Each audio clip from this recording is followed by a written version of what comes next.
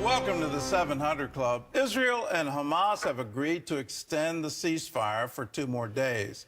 11 more hostages were released from Gaza yesterday, and 20 more are expected to be freed soon. After weeks of pro-Palestinian demonstrations in London, more than 100,000 people gathered in Britain's capital to protest anti-Semitism. Chris Mitchell reports from Jerusalem. On Monday, 11 Israelis, including 2 mothers and 9 children, returned home after 52 days in captivity by Hamas. Among the reunions, 15-year-old Daphne and her 8-year-old sister Ella, who are now with their birth mother. Hamas murdered their father, stepmother, and stepbrother in kibbutz near Oz. We are full with joy and happiness, but at the same time, we're very worried about the father, my cousin, Ofer Calderon, who's still in captivity. And I hope that we can, get to the release of the rest of the hostages, all of them, and the missing ones, since October 7th. The hostages report food was running low during the last 2 weeks, and until the last moment, they weren't sure they'd make it home. When leaving, some thought the crowds would lynch them on the way to Israel. The White House expects more reunions. That's really the goal here, get all the hostages home with their families where they belong. And we, however long that could take. Yet Kirby says the White House is skeptical of how Hamas may use the ceasefire. It's a real risk. You have to expect a group like Hamas, a terrorist group, which clearly doesn't abide by laws of war, will try to take advantage of any pause in the fighting for their own benefit. So we're watching that closely, as well as our Israeli counterparts. You can bet that they're watching that closely. Bring them home! Meanwhile, after huge pro-Palestinian marches in London, on Monday, more than 100,000 marched in Britain's capital against anti-Semitism. Anything which is associated with the Jewish religion now feel that they're under attack and they have to look after themselves, have their own security.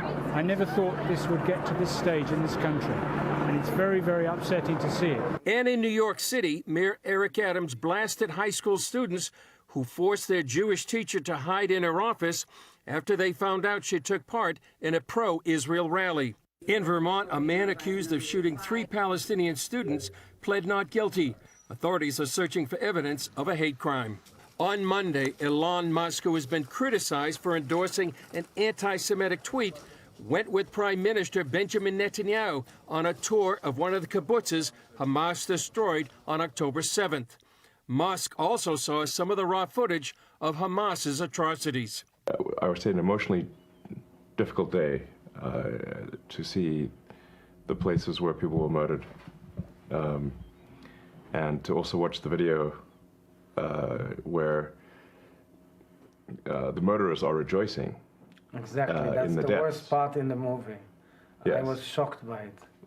Celebrating the murder of innocent people is extremely disturbing. Chris Mitchell, CBN News, Jerusalem. Well, joining us now is Dr. Leiter. He's the former chief of staff to Israeli Prime Minister Benjamin Netanyahu. This month, he lost his son, a major in the IDF, in the fighting in Gaza. He joins us now from Tel Aviv.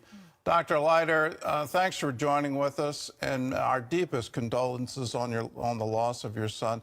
Tell us what happened during his service in Gaza.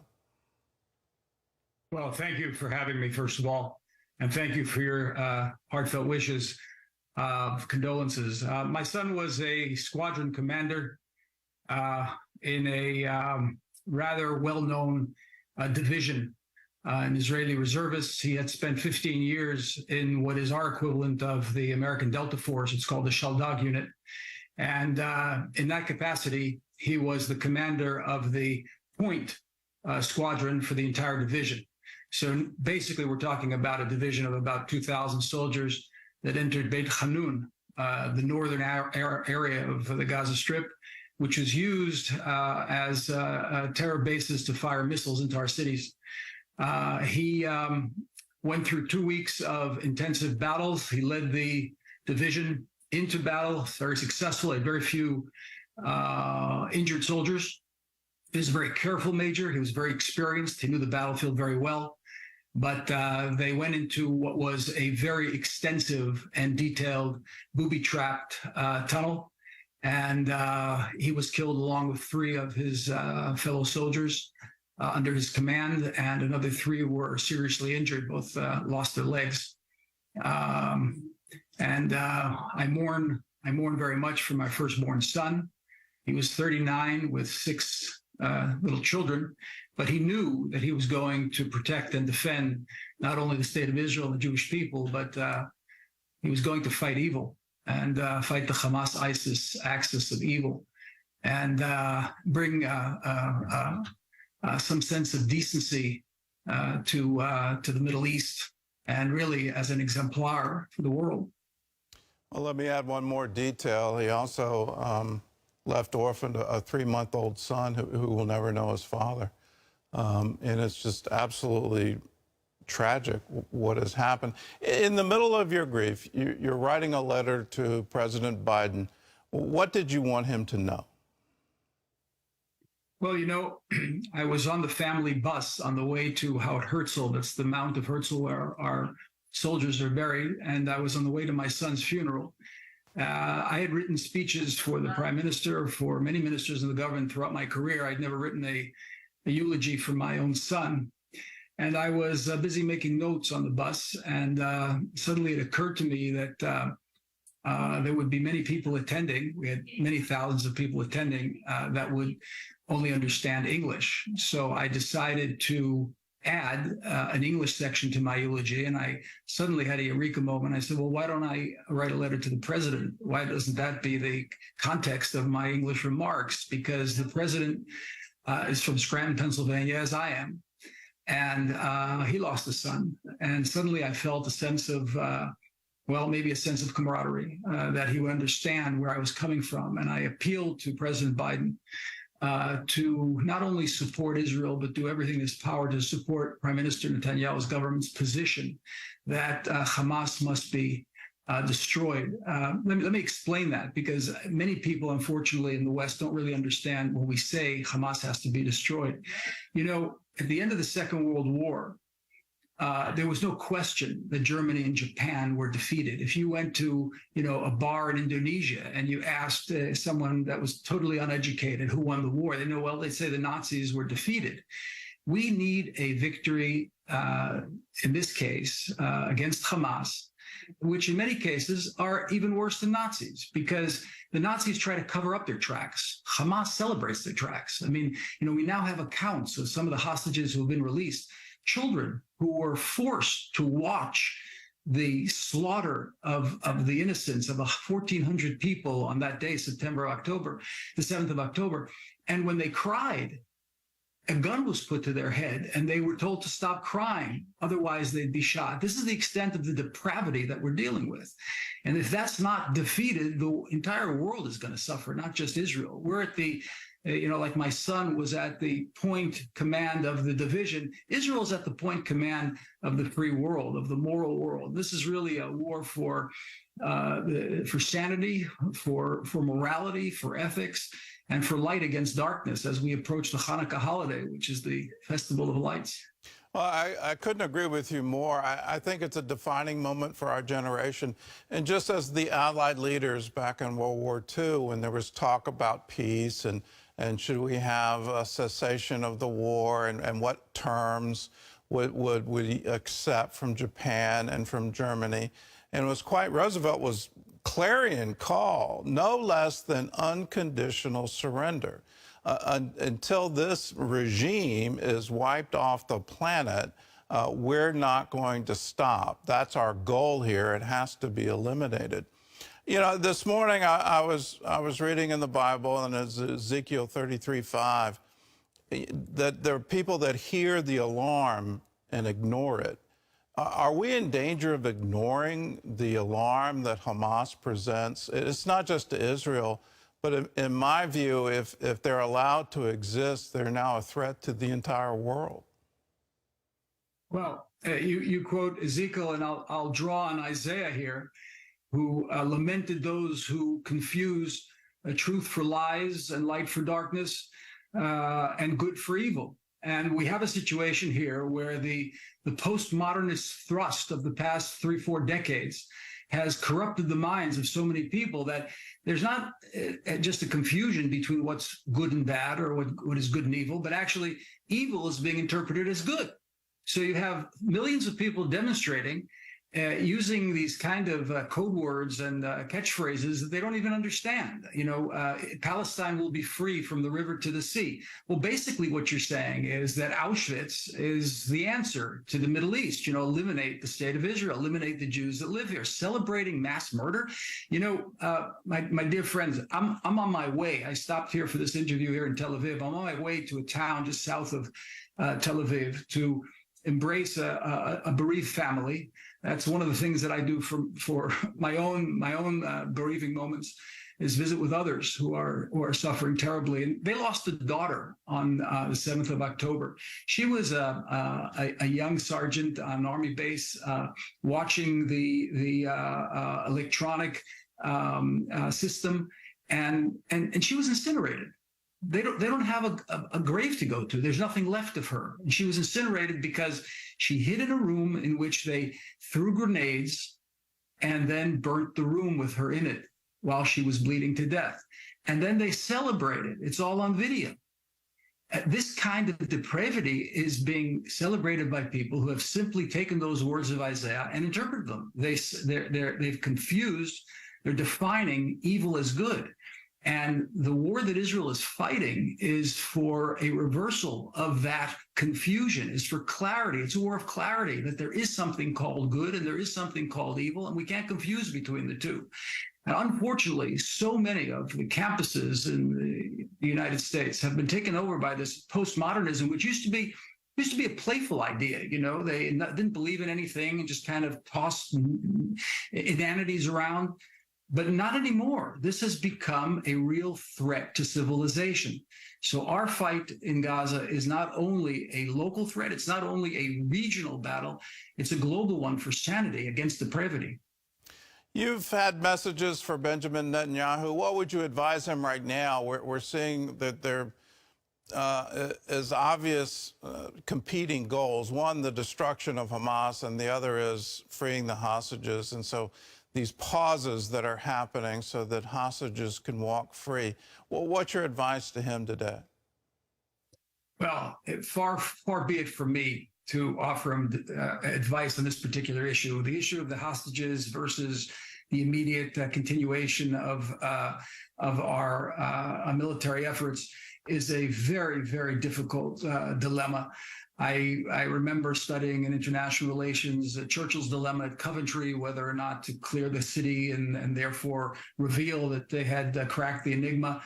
It's a very difficult decision. But one thing I'm very clear on, that at some point, at the right time, Israel must continue the military operation. And we're already sensing that the Biden administration and many in the West, in Europe in particular, are using this hiatus in the battle to not only release hostages, but to put Israel in a position where it will not continue the military operation. If, God forbid, this military operation doesn't continue, my son's life will have been taken in vain, and the blood of all of his comrades, which has been spilt really for not only for Israel, but for, as I said before, civilization. And this is a civilizational battle against evil.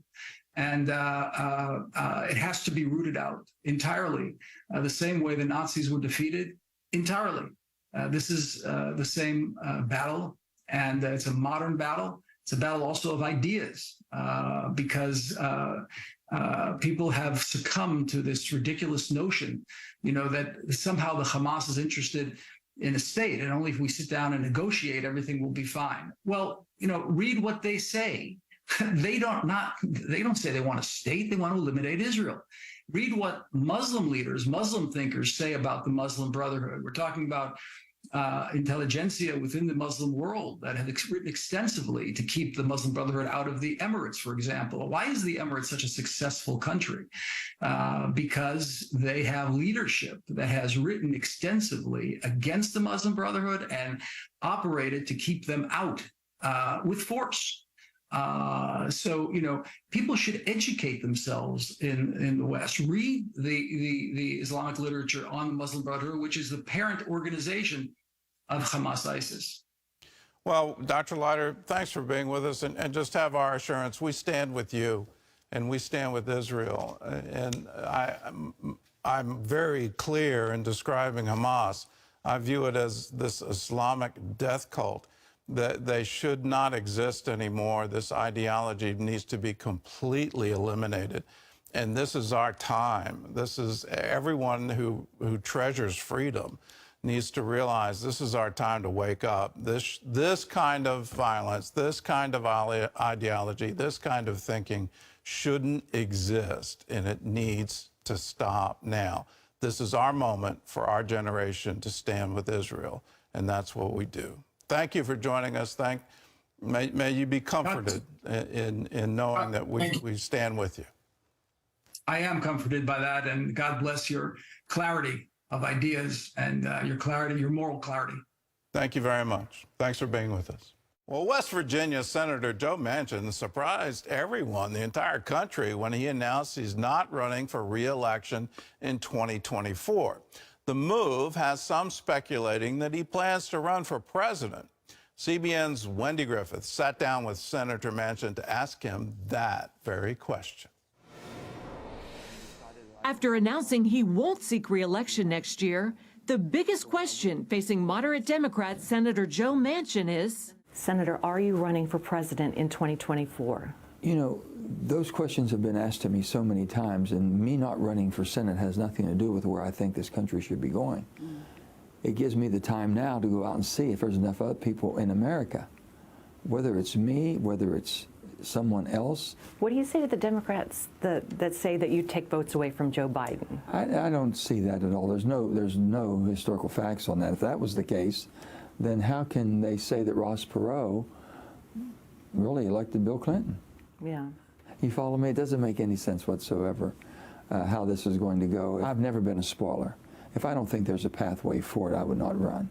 And I would not encourage anyone else to be involved. But if we can force the political parties to look differently than what they're looking right now at how they represent the country, if we can force them to look at it and say, listen, we have gotten too far. We've gotten too extremes. While Manchin isn't ready to show his cards, he did tell us of plans to tour the country and hopefully create a movement that invites people back to the political middle. You know, what does that look like? It's just going to be the will of the people. Do they want an option? You know, are they happy with what you have? Is it going to go the way we think it's going to go? We don't know yet. Maybe it won't be Donald Trump or Joe Biden. Maybe it'll be two other people. And right now, 60 to 70% of the people on both sides of the aisle, Democrats and Republicans, aren't happy with the selection they think they'll be given. Seeing if you can tap into the people that feel exactly like I do. I hear from them all over the country. Everywhere I go, please do this. Even some Republicans say they'll be sad to see Manchin go. Minority Leader Senator Mitch McConnell praised him for saving the institution when he voted to protect the Senate filibuster. And Senator Chuck Grassley agrees, saying we need more politicians who won't just toe the party line. On energy, Manchin has a reputation for protecting fossil fuels and even gas stoves. The energy, it's not so much protecting, it's just making them realize common sense. First of all, the gas stove. Can you imagine? It made no sense at all to go over and say you're going to attack that because of pollution. We have reduced our emissions in our country, in the United States of America, more than most any country in the last 2 decades. 90% of all pollution is going to come from one continent, Asia. And with China and India, they're not going to follow suit if they're trying to meet the demands of their economies and the growth of their nation. They're both well over 1 billion people in each one of the countries. You're a Catholic. How has your faith guided you as senator and now as possibly running for president? Well, whatever you do in life, your faith never leaves you. I hope not. I always say that you are who you are by where you were raised, how you were raised, and who raised you. And I had a loving family. I was a privileged child. Not to material things. I wasn't privileged to material things. I was privileged because I had unconditional love and the love of God. And basically, the church was a big part of our life. So with that being said, but I looked at all religions and all of my friends, and we used to worship together and go back and forth. Then when I became governor, we used to have prayer services in my office, denominational, interdenominational, all of them. When you were governor? Yeah. I have from the rabbi to the imams, to the priest, to the Pentecostal, to the bishop. They used to come in all the time. It was just wonderful. If there was ever a chance a third-party candidate could have a real shot at the White House, Senator Manchin says it could be now.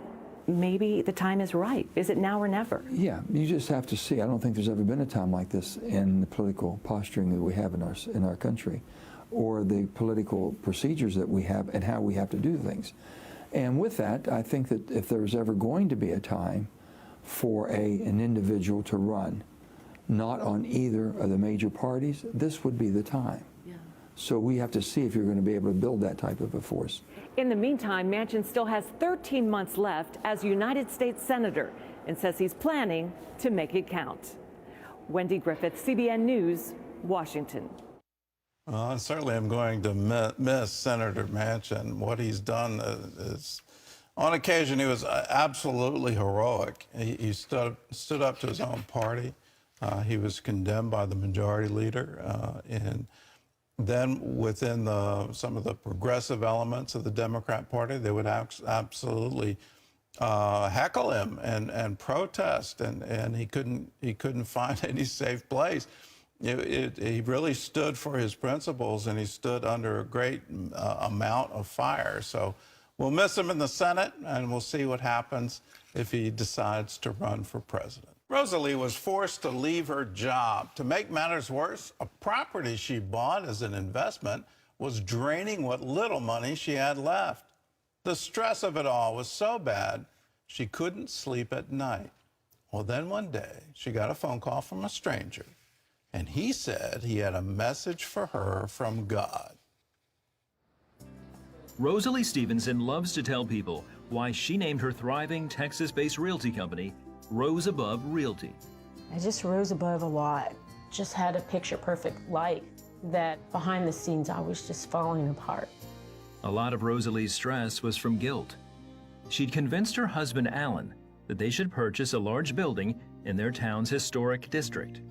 It turned out to be a financial nightmare. We eventually had to board it up. We couldn't raise enough to fix it. People were breaking in, stealing the copper wire, just stealing whatever they could out of the building. The building's mortgage still had to be paid.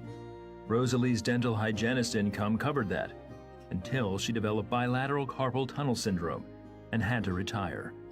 Now the building became even more of an albatross. Soon, Rosalie fell into depression. I started drinking, just drinking wine every day, to the point where I couldn't even sleep at night. During these times, Rosalie often watched the 700 Club. I would turn on CBN 700 Club, and that would give me comfort. She was at her lowest when she received a call from a businessman looking to rent space in her building. Although she couldn't help him, he told her he had a message for her. He said, God is telling me to tell you right now that whatever you are going through, whatever you've been through, that he wants you to know that he loves you and that he understands. The conversation encouraged Rosalie to get closer to Christ. She studied the Bible, stopped drinking, and started feeling better. She also continued to watch the 700 Club. She specifically remembers something she saw that helped change her mindset on money. There was a story of a lady and her husband. She was going through hard times, and she started giving, and how she really gave with just a joyful heart. Rosalie says that she wanted a transformation like that in her own life, so she started giving to CBN. I thought to myself, not just the giving part, but just, I want my life to change. So I went onto my app and just said, I can give. I set up just a small amount because I knew that we're supposed to give, and I had given, but a part of me said, okay, I'm just gonna test. Around the same time, she was compelled to finish some real estate classes she'd previously started. She got licensed, and her new career took off. The phone just started ringing. People started calling. I mean, I was closing deals. Soon, Rose Above Realty was born. Rosalie's income quickly skyrocketed, and the whole family joined the business. They were doing so well that now they could afford the commercial building payments, but wanted to get out from underneath it. I'd still pray, Lord, and just remove it from me. The Stevensons continued giving and eventually sold the commercial building after sitting empty for 9 years. God sent me a buyer for it. It's just like the Holy Spirit went through me and said, I told you. She believes that things changed in her life because she decided to trust God with her giving. I can't wait to give. When you tithe and you trust God, it's just a peace of mind. I don't worry about money. Rosalie has advice for anyone who wants to rise above any financial obstacles in their lives. When you think you don't have it, just try. God will provide. And it just starts with just that mustard seed of faith. God will come through. You hear Rosalie's cry? I want to change my life. That's what I want. I want this all to change. And in that, she expressed a heart cry that I think many people have. How do I change my life? How do I get on the good side, if you will? Well, here's the secret, and you find it in the Bible. This is in Psalm 128.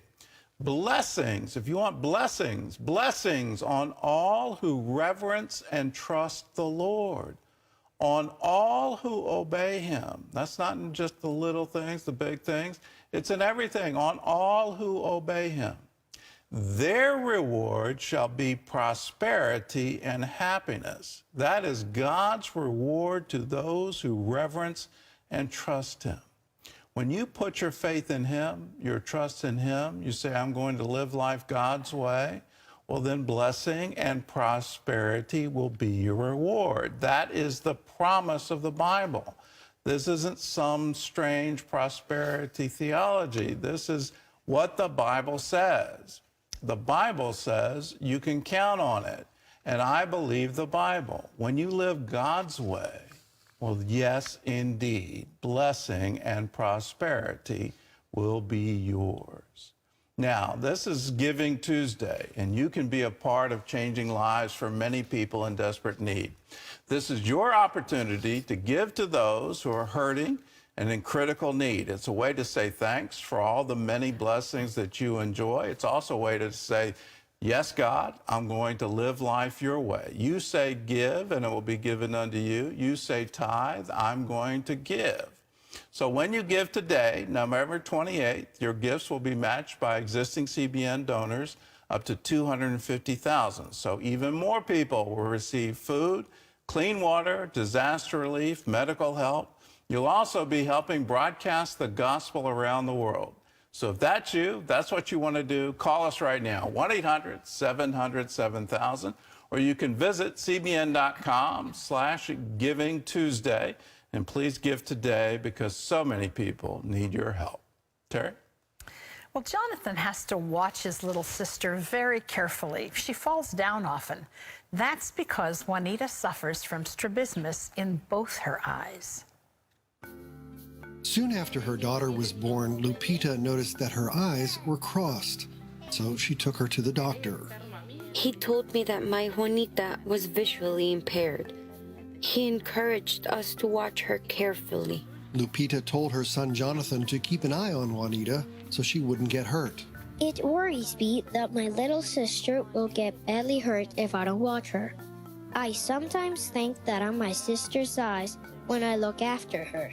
I like to run. Sometimes I fall because I cannot see well. Sometimes my eyes hurt.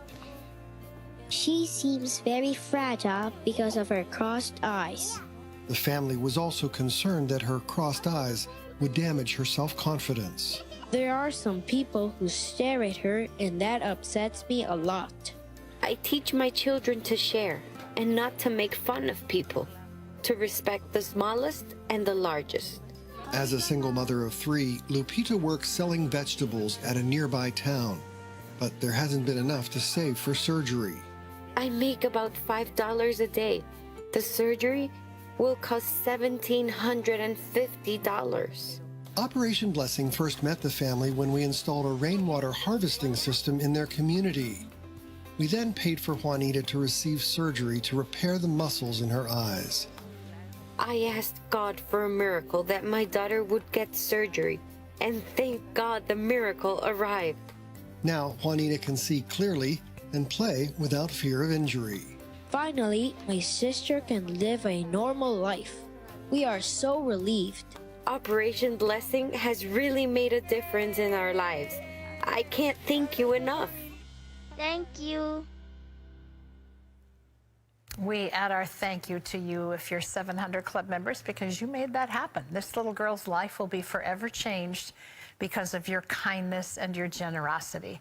Gordon mentioned earlier that today is Giving Tuesday. It's a day during this holiday season that's dedicated to helping others out, and we would love for you to be a part of that. When you give today, your gifts are going to be matched by existing CBN donors up to $250,000. Because of you, more people will receive food, clean water, education, and disaster relief, and you'll help broadcast the gospel around the globe. If you'd like to give and be a part of all of that, you can do it by calling 1-800-700-7000 or visit cbn.com/givingtuesday. But do it today, because so many need your help, and today your giving goes twice as far.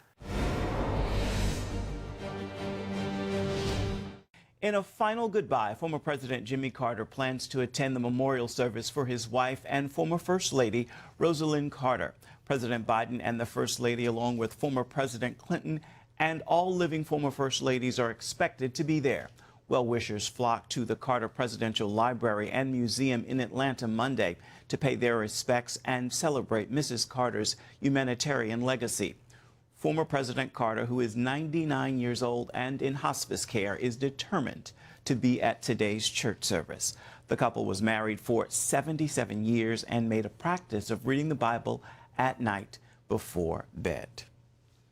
Magic, wonder, and joy are all part of the Christmas season, seen through a child's eyes. That is the theme of the White House Christmas decor this year. 98 Christmas trees, more than 100,000 lights, and 30,000 ornaments are helping to deck the halls of the White House.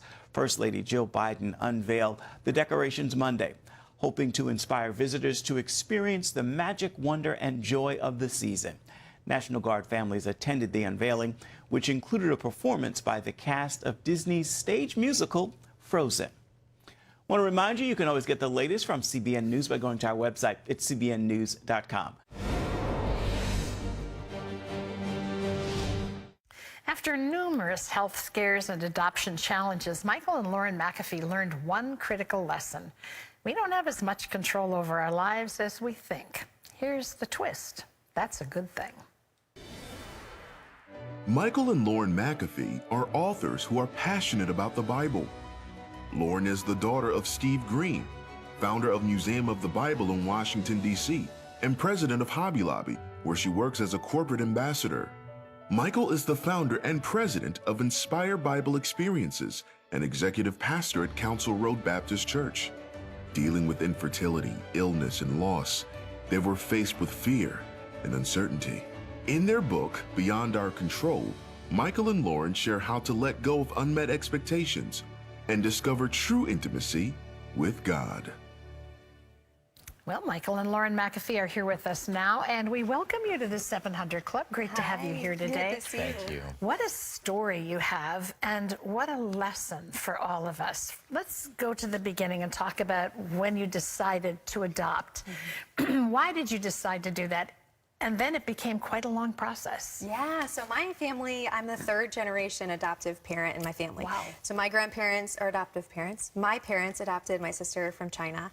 And so for me, I was always considering adoption. And in our church, there's a lot of adoptive families and very much an adoptive and foster community. And it was just something that was always on our hearts. And so whenever we'd been married for a few years, we began the paperwork and wanted to pursue adoption and started in the international adoption process at first. Wow. But 7 years before. It took a long time. Wow. Yeah, so we went through a couple of different countries and things didn't work out, and then finally got to China and got matched with a beautiful little girl and 2019, got to go pick her And the joy up. began, right? Yes, yeah. And then you took your daughter Zion for just a routine medical checkup. Yeah. And what did you find out? Yeah, so we had just brought her home. So she was a year and a half old when we adopted Zion from China. And so when we got home, we were settling in and doing doctor's appointments and checkups. And we discovered, incidentally, that she had a large tumor on her liver. It was cancer. And so all at once, kind of as new parents, we were also now navigating the hospital system and cancer and surgery and chemotherapy, which was very shocking and not what we were expecting. But, you know, the Lord was with us as we walked through this very circumstance that was completely out of our control. Yeah. And that's the message of your book, Beyond Our Control, is that, I mean, really, all of life is beyond our control. We just kind of think we have it together. That's exactly right. Yeah. And then the story of Ezra, which is so much of your book. As an adoptive parent, I read that and I thought, dear God, here you have a little, now you are doing a domestic adoption. Right. You adopt a little boy and you have him for a year. And what happened? Yeah, so Ezra came home with us. We had an adoptive plan, everything. It looked like things were lined up. Due to some unusual circumstances, you know, in our book, we talk about we're only kind of representing our perspective. But as the adoptive parents, we found out in a very unusual ruling very quickly that we had to say goodbye in an instant and hand him over to another family. And not just that. I mean, you'd been told that you were going to have some time. Now Zion has a little brother, and you've been told you're going to have some time to work through all of this. And what happened? Even in kind of the worst case scenarios for us, where we would have to say goodbye to Ezra, we thought that we would have an extended period of time where we would have a transition phase, which is best for the child to have a transition phase, as well as give us time to explain to Zion and process that with her. But again, because there was a judge that was new to the bench, had never ruled on an adoption case, who got our case and ruled on it in a very unusual way that meant we had 2 hours to explain to Zion that she was going to lose her brother forever and give us 2 hours to say goodbye to him. And so having to explain that to our daughter, who was 3 at the time, was one of the hardest things I've ever had to do in my life. And then we said goodbye and handed Ezra, our son, over, who had been in our home for 12 months. And, you know, he called us mama and dada. We were the only home that he knew. And then in an instant, he was gone, and we haven't heard or seen from him since. And you haven't even mentioned grandparents and aunts and uncles and cousins. And I mean, it was, as I read it, I just thought, dear heaven, how would you manage that? How did you keep from being bitter? Because here's a judge that's a novice at what the judge is doing, making a decision that affects everybody's life. This is a child of your heart. I mean, he's in your home. You're raising him. And it was such a, it seemed such a willy-nilly kind of a decision. And I know we're talking about it from the perspective of adoptive parents, but I mean, that's ripping your heart out. How did you not become bitter? Oh, I mean, prayer, and I mean, and not that we didn't. I mean, certainly in my prayers, I remember, you know, my prayers looked sometimes like yelling in my car at God, you know, as I'm just crying out to Him. And you know, Lauren mentioned like that season. I mean, it was the Christmas season, so even seeing Christmas trees around the studio and things like that bring back a lot of those emotions and memories. And so I know for us, though, resting in and finding our footing in, as we looked back at Zion's story, and here we are, we praise God for the way that as an 18-month-old, they found this tumor incidentally before it was, the cancer had metastasized and spread, and so she's well now. She's well now. Cancer's in remission, and so and we got her. We adopted her from China months before China shut down, and you know, like all of these things where you look back and go, look at the providence of God bringing her through that, and that same God that was providentially orchestrating all of those details to literally save her life was also orchestrating this deep pain for us that we can't see. We don't know. On this side of eternity, what the purposes are for God in bringing that into our life. But we Charles Spurgeon has this great line of God is too wise to be unjust, and he's too loving to be unkind. And when we cannot trace his hand, we must learn to trust his heart. And so that's what we've tried to do, leaned in to do. You're very candid about the rawness of your feelings during that time. Lauren, you talk about your prayers going from God, I want your will, to God, I want my baby. Yeah.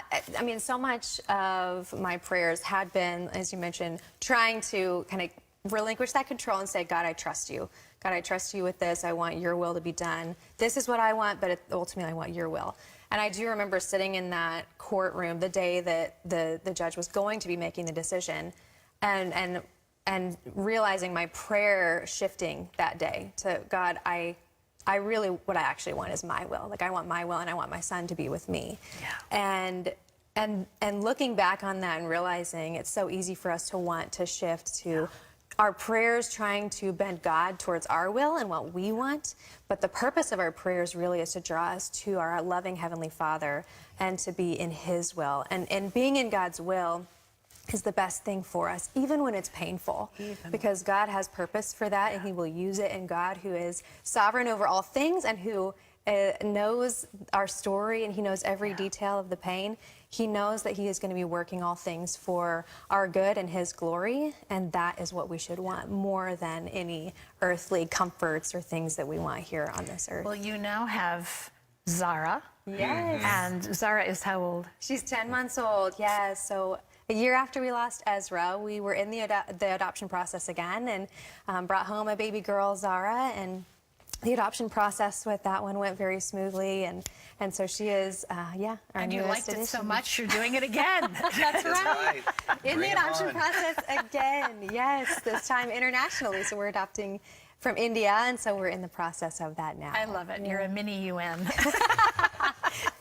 The world needs you. Oh, thank you. Can I just say, the book is called Beyond Our Control, and while the story of Lauren and Michael is very much about adoption, it's very much about wanting and desiring God's will over our own, and recognizing how truly out of control we are in life, and surrendering to the only one who can make sense of it all and bring us peace. It's a great book. What a wonderful gift for Christmas to those you love. We highly recommend it. Thanks for being with us. Great to have you here. Well, we love hearing from you, and many of you send in your email questions. And so, Gordon, this first one is from Catherine, who says, my son-in-laws swear and take the Lord's name in vain and like to drink, sometimes too much. I'm not comfortable having my kids around them, but I don't want to hurt their feelings. Should I keep my children away from their grandparents? Catherine, I can't give you a biblical answer. I can give you an answer from my own life. Catherine and I really try to raise our kids and try to shelter them from some of the influences of the world. And then we had to put them on a school bus one day, and suddenly everything changed. So all our effort to try to protect them from the world didn't work. So I'm not sure trying to protect your children from these influences. I certainly wouldn't want my children around under the care of someone who's intoxicated, because I don't think they're capable of caring for anybody. So, there are boundaries in our lines, but children do need their grandparents, and grandparents do need their grandchildren. And maybe you could be a positive impact on them to say there's a much better way to live, and show them that. But we were forced to sort of give up the protection. We still watched over, and we still made sure that they were protected, but trying to keep them from people that swear, it's welcome to the world. You can't even watch TV anymore. But it's a great opportunity, I think, also to establish with your children, this is the way our family does it. Other people do it differently, but this is the way that we do it. I know I should have had you answer that question. No, you should not have. I knew. No, you know what? The Robertsons do that. That's the way the Robertsons do it. We all know that. This is Emily, who says, when I tell non-believers that God doesn't make mistakes, some respond, God made Lucifer. Lucifer rebelled and became evil. Wasn't that a mistake? God made Lucifer faulty. What can I say to that? Well, I'll give the first answer to Christians. The Bible is quite clear that Satan was perfect. So look it up. It's in Ezekiel 28, verse 15. He was perfect. He was blameless until it was found in him. So how did it arise? And so that quoting Bible verses to unbelievers isn't going to get you anywhere in my experience. What's going to happen is they're just going to say, well, that's just what your book says, and you need to prove the book. A better answer to them is, well, do you have free will? And if God gave you that, why wouldn't he also give it to Lucifer? Lucifer used his free will to turn against God. And in his pride, he said, I will ascend. And in his pride, he says, I will deceive. So all of these things come from his choice. And God, in his wisdom, wanted everyone to have free will. That is his design and his pattern. He's not interested in robots. He's interested in people that willingly say, I want to do the right thing. I want to do the good thing. Because we have the power to choose death, to choose sin, he's not going to take that from us, because he wants us to use that same power to choose to do the right thing. So choose wisely and choose life. Here's a word from Deuteronomy. All must give as they are able, according to the blessings given to them by the Lord your God. We'll see you tomorrow.